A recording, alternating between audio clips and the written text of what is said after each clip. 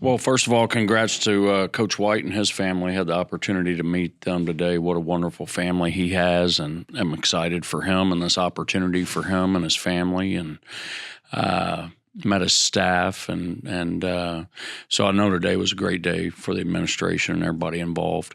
Uh, our week Southern game on Tuesday. Fortunate to get that one. That was a crazy game. A lot of free bases. I don't know if I've ever seen anything like that on both sides, and we were fortunate to escape with that. Wednesday against a good McNeese team. Not so fortunate. Too many stranded runners again, finding ways to get on, just not punching them in. And then really hard-fought series against Troy, who's picked to win the league. I thought they had a great team a year ago. Just kind of fell short there at the end. I still thought they were a regional team, but they're much improved this year. They've got a very deep lineup. They've got some power arms. They have experience, obviously well coached. One-run game on Friday night. And, I felt like once Erman got in there and he caught that wave like he did, we just needed a run or two runs and that thing was going to be over. And then Saturday really boils down to, finishing a couple of hitters, 2 strike counts. One, they bleed one through the middle for 2 RBIs, and then a 2-run jack later in the game out of the 9-hole hitter. And we continue to strand runners. And then yesterday on a hitter-friendly day, you saw us kind of put it all together offensively, which was good to see because we do have that capability. And then another freshman coming to the ball game and close it out, and Matt Osteen, which was really great to see. I thought the freshmen yesterday were kind of the it was their day. They really stood out to me in the way that they played. I thought Owen Galt was tremendous, Wright coming off the bench, Osteen there at the end, like I said. And yesterday was a big day for us in the grand scheme of things. Looking at just kind of the way we started the season, where we're at with injuries and the opponents that we faced, to walk away with a game. A lot of times that's what you got to do if you want to put yourself in a position to win the league. So good week coming up. We've got a really good Southeastern team on Wednesday, and we're going to keep heading east to Mobile to play South Alabama, and we all know about the history with that series. And so it's a rivalry, and it'll be a very competitive series that we're all looking forward to. You had 7, 8, 9 freshmen yesterday in the lineup, and it's yet another freshman. Are these guys where you hope they'd be now, or they may be even a little bit ahead of where you hope? I really didn't put too much expectation on that. They're progressing the way that I would want them to, and it's just a matter of staying healthy. Brooks has had a thumb, and Owen's had a shoulder, and the list goes on and on. So it's just a matter of us staying healthy, getting them opportunities, and then, it's one thing to get out there. It's another thing to experience success, which I'm glad that they got to do yesterday. You're not going to get every bunt down. You're not going to do anything every time. But in terms of overall, how far away from getting small ball assignments done do you think the team is as a unit? I don't know if it's so much about that, Kev, as much as it is about finding and putting yourself in position to have those opportunities. And the more times that we have those opportunities, the better we're going to get at it. And it's, you could probably count on one hand the opportunities we've had this year to really get that bunt down and spin the game out of control on our opponent.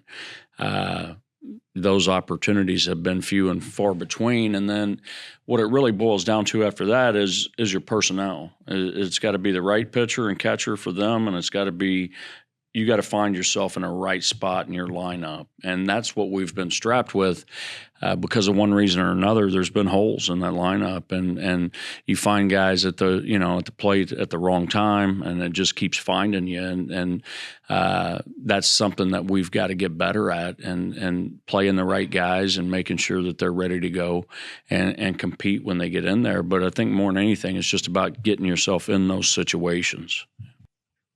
With what Andrew did in relief on Friday and what Blake did, not great, but I thought pretty well in both of his 2 outings, how does that change anything in terms of roles, starting, reliever, and all of that? I think it depends on where we're at from a health standpoint. And we're going to find out a little bit more on Toit tomorrow. Or is it going to be something that needs surgery? Is it not? And then hopefully getting Morgan back this weekend, that's going to provide a lot more depth. And so looking at a lineup like Troy, and I'm not going to take anything away from them. They're very good. They're potent. But it's 8 out of 9 guys are left-handed. To have Simo sitting in that spot right there would have been gigantic. And then maybe Toit behind him, and then you could start Erman. And now you've got a proven guy kind of in Matty Holzhammer. So maybe it comes out a little bit different. If you break down the stats from that series, I mean, they're almost dead even. The difference in that series was a couple of home runs and us not driving in some critical runs. Even yesterday, we left bases loaded, 1 out, and one getting a run. And we've got to start cashing in on that. And that wound up being big right there later in the game when we split up a 9-run lead and they get within 3 again. And then Lee, comes up with a big hit and it bounces out of the ballpark. Just stuff like that is crazy. How huge was it to get that multi-home run after so many solo shots? Well, that's big. When you look at numbers, there's several numbers I look at that are clutch related, and hitting with the bases loaded is one. And, coming into that game yesterday, we were like a 190 something with the bases loaded.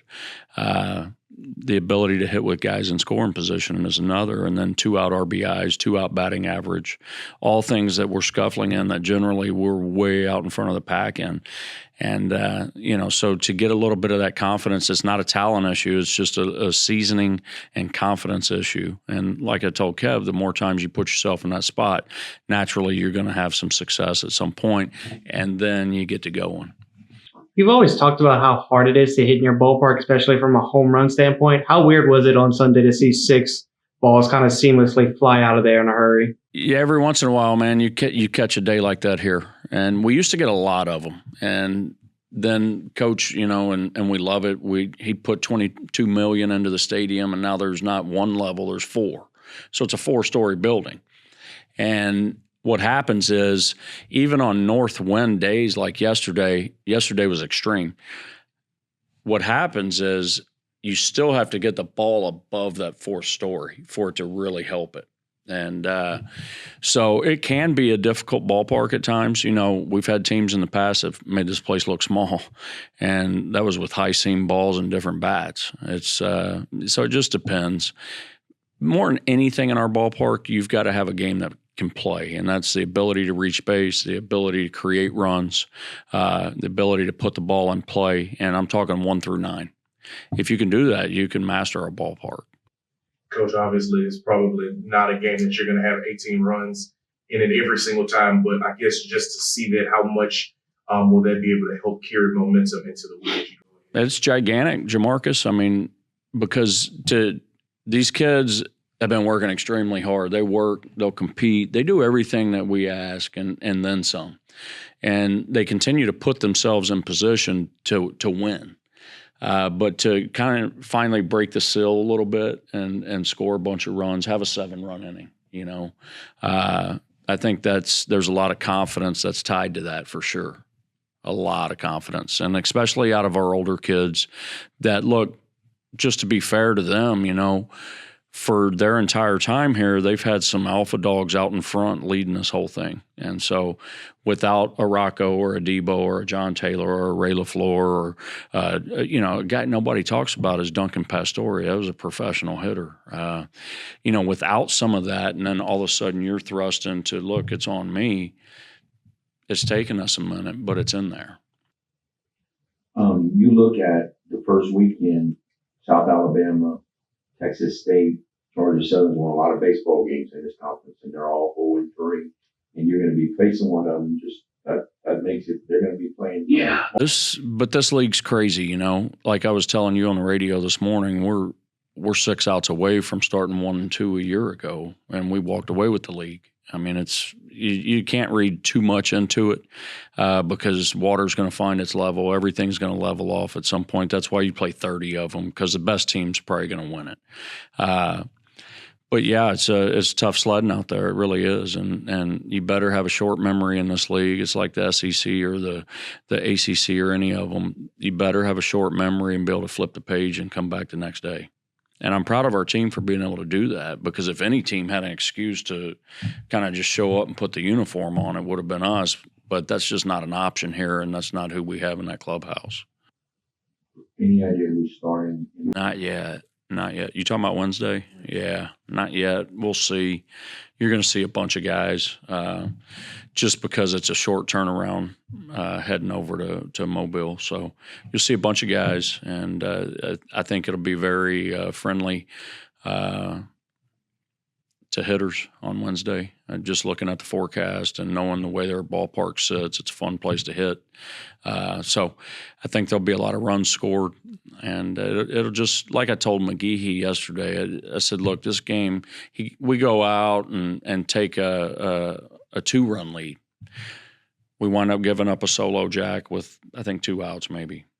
That's fine. Because I told him this game will come down to who gives up solo jacks and not multi-run jacks. And that was just the type day it was, and it'll probably be the same way on Wednesday.